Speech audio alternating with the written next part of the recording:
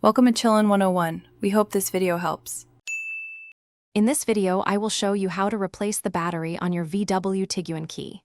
First, you'll need a new CR2032 battery and a small flathead screwdriver.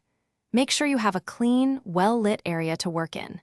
This quick and easy task will only take a few minutes, and you'll have your key fob working perfectly again in no time. Let's get started. To begin, find the small release button on the side of your key fob. Press this button and then pull out the emergency key blade. Once the blade is removed, you'll see a small slot. Carefully insert your flathead screwdriver into this slot and gently twist to pry open the two halves of the key fob casing. Be gentle to avoid any damage. Now that the key fob is open, you'll see the old CR2032 battery.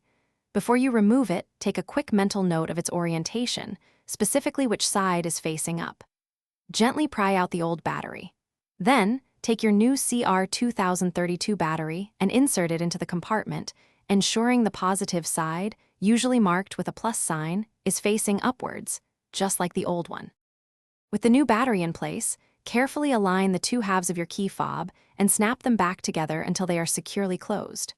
Next, slide the emergency key blade back into its slot until you hear a click, confirming it's locked in. Don't forget to check the description below for a link to the new Kindle Paperwhite and other great deals. Finally, test your key fob by locking and unlocking your VW Tiguan to ensure everything is working correctly. Thanks for watching. Consider subscribing if we helped you.